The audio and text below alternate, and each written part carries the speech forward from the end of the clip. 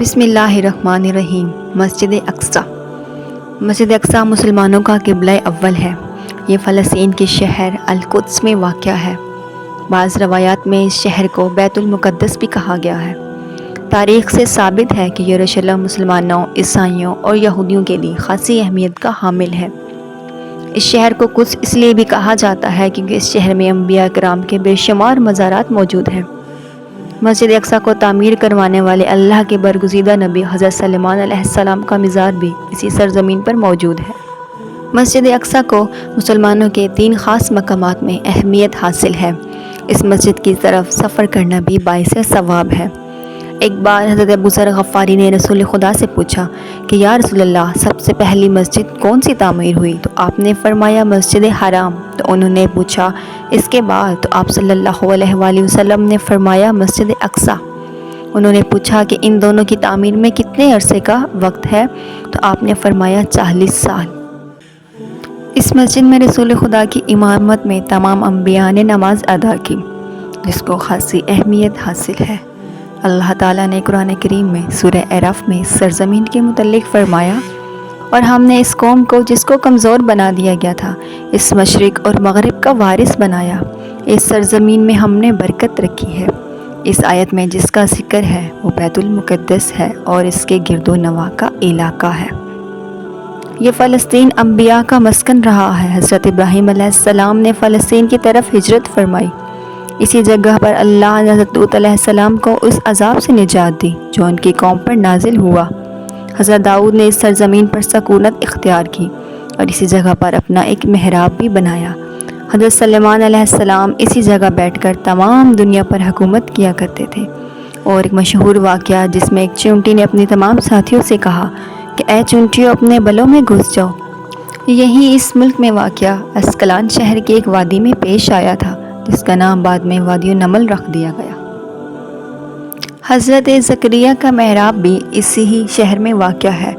حضرت موسیٰ علیہ السلام نے اپنے ساتھیوں سے اس ملک کے متعلق کہا تھا کہ اس مقدس شہر میں داخل ہو جاؤ۔ انہوں نے حضرت شہر کو مقدس اس لیے کہا، یہ شہر شرک سے پاک تھا اور انبیاء کا مسکن تھا۔ اس شہر میں کئی معجزات وقوع پذیر ہوئے جن کا قرآن میں ذکر آیا ہے۔ قرآنی واقعہ حضرت عیسیٰ علیہ السلام کا حضرت مریم کے بدن سے بنا شوہر کے پیدا ہونے کا ہے۔ حضرت عیسیٰ کو اللہ نے ان کی قوم سے بچا کر اسی شہر میں آسمان پر اٹھا لیا تھا۔ قیامت کی علامات میں سے ایک علامت حضرت عیسیٰ علیہ السلام کا زمین پر واپس آنا ہے۔ کہا جاتا ہے کہ اسی شہر کے سفید مینار کے پاس آپ واپس آئیں گے۔ اسی شہر کے باب لوط پر حضرت عیسیٰ علیہ السلام دجال کو قتل کریں گے۔ فلسطین کو ارض محشر بھی کہا جا سکتا ہے۔ اس شہر کے واقعات میں ایک واقعہ جالوت اور طالوت کا بھی ہے۔ فلسطین کو نماز کی فرضیت کے بعد مسلمانوں کا قبلہ اول ہونے کا شرف بھی حاصل ہے۔ رسول خدا صلی اللہ علیہ وآلہ وسلم معراج پہ جانے سے پہلے مکہ مکرمہ سے یہاں بیت المقدس یعنی فلسطین میں لائے گئے۔ جناب رسول خدا کی ابتداء میں تمام انبیاء نے یہاں نماز ادا فرمائی۔ اسی طرح فلسطین ایک بار کئی انبیاء کا مسکن بن گیا۔ بیت المقدس کا نام قدس قرآن کے نازل ہونے سے پہلے ہوا کرتا تھا۔ قرآن پاک نازل ہوا تو اس کا نام مسجد اقصی رکھ دیا گیا۔ تاریخ میں ملتا ہے کہ اس شہر کے حصول اور رومیوں کے اقتدار سے بچانے کے لیے 5000 سے زائد صحابہ کرام نے جام شہادت نوش کیا، اور شہادت کا باب آج تک بند نہیں ہوا۔ اس کو شہیدوں کا شہر بھی کہا جاتا ہے۔ مسجد اقصی اور بلاد شام کی اہمیت بالکل بیت اللہ کی جیسی ہے۔ اس کی اہمیت کا اندازہ اس بات سے بھی لگایا جا سکتا ہے کہ یہاں پر پڑھے جانے والی نماز کا ثواب عام نماز سے کہیں زیادہ ادا کیا جاتا ہے۔ خانہ کعبہ کے 40 سال کے بعد اس مسجد کی تعمیر عمل میں لائی گئی۔ تاریخ میں یہ بھی ملتا ہے کہ اس مسجد کی تعمیر کئی ادوار اور مراحل میں ہوئی۔ حضرت آدم علیہ السلام یا ان کی اولاد میں سے کسی نے اس کی بنیاد رکھی، پھر اس کی تعمیر حضرت ابراہیم اور حضرت اسماعیل علیہ السلام نے کی۔ کچھ وقت کے بعد اسرائیل جب اس زمین پر مضبوط ہونے لگے تو حضرت داؤد علیہ السلام نے اسی جگہ پر اس کی دوبارہ بنیاد رکھی جہاں حضرت موسیٰ علیہ السلام کا خیمہ نصب کیا گیا تھا۔ اس کی تعمیر مکمل ہونے سے پہلے حضرت داؤد علیہ السلام کی موت کا وقت قریب آ گیا آپ نے اپنے فرزند حضرت سلیمان علیہ السلام کو اس مسجد کی تعمیر کو مکمل کرنے کی تائید فرمائی۔ حضرت سلیمان کو اللہ کے حکم سے جانوروں، انسانوں، پرندوں اور جنوں پر حکومت حاصل تھی، جو سرکاری امور میں بھی آپ کی خدمت کیا کرتے تھے۔ حضرت سلیمان نے نہ صرف انسانوں بلکہ جنات کو بھی اس مسجد کی تعمیر کرنے کا حکم دیا تھا۔ اس مسجد کی تعمیر حضرت سلیمان علیہ السلام کے دور میں 40 سال تک رہی۔ اس مسجد کی تعمیر مکمل ہونے سے 1 سال پہلے جب آپ کی موت کا وقت قریب آیا تو آپ تعمیر کرنے والی جگہ پر اپنی عصا کی ٹیک لگا کر کھڑے ہو گئے۔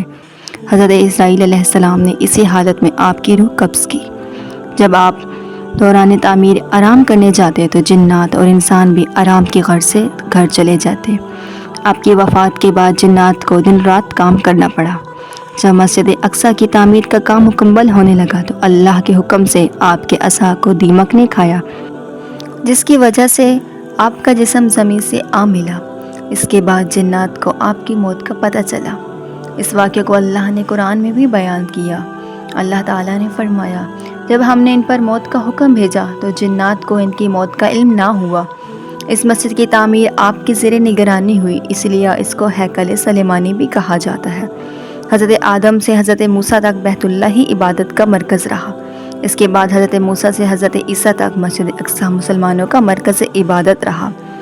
مکہ سے مدینہ ہجرت کے 1 سال اور 5.5 مہینے کے بعد مسجد سلمہ میں نماز ظہر کے دوران اللہ نے اپنے پیارے نبی کی خواہش پر مکہ میں موجود بیت اللہ کو عبادت کا مرکز قرار دیا۔